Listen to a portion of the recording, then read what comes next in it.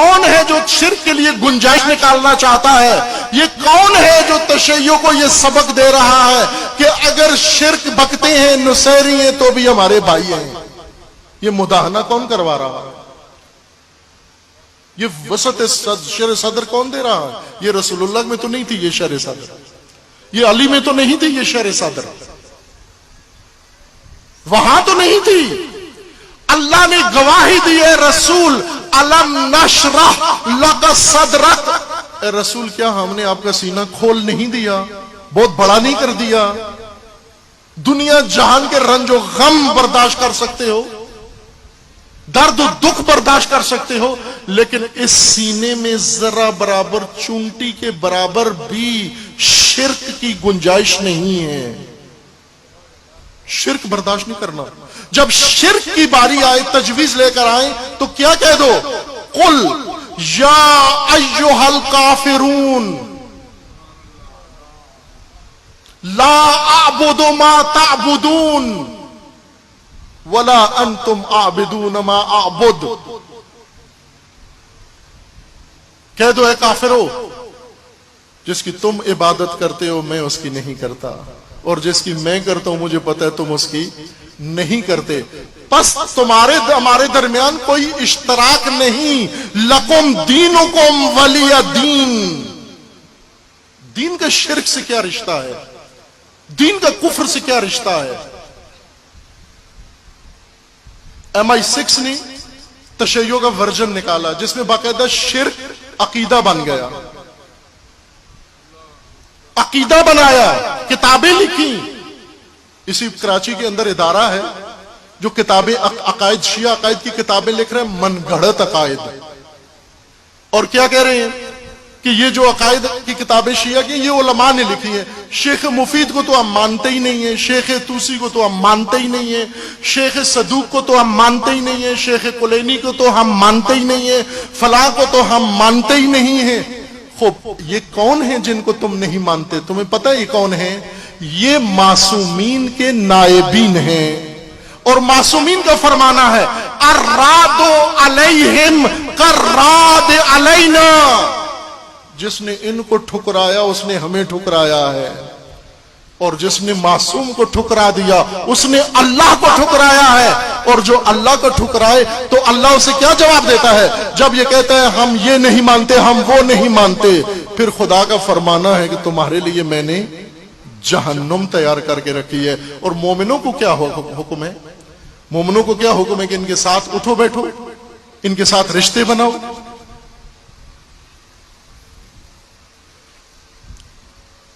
10ویں امام کے پاس شیعہ آیا اور آ کر کہنے لگا کہ حضور یہ واقفیہ گروہ جو شیعوں سے ٹوٹ کے بنا ہے، علیحدہ ہو کر بنا ہے، جو امام ہشتم اور ان کے بعد کسی امام کو نہیں مانتا، 7ویں امام تک مانتے ہیں، پھر 8ویں امام کی امامت کا انکار کر دیا۔ آج تو آپ کو ولایت فقیہ کے منکر نظر آتے ہیں نا، امامت کے منکر رہے ہیں، یہ جن کے بقایا ہیں یہ امامت کے منکر ہیں۔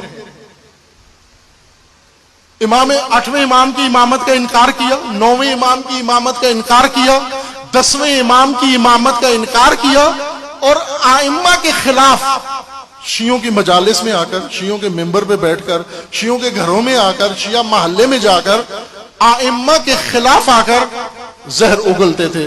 ایک شیعہ آیا، چونکہ وہ جو بڑے بزرگ تھے محلوں میں قبائلی، وہ کیا کہتے تھے کہ حالات خراب ہوتے ہیں، آنے دو، انہوں کہنے دو، آج آیا ہے خیمے میں 2 باتیں کر کے اٹھ کے چلا جائے گا، کرنے دو اس کو جو کرتے ہیں۔ یہ اس طرح کی باتیں روکتے تھے ان کو۔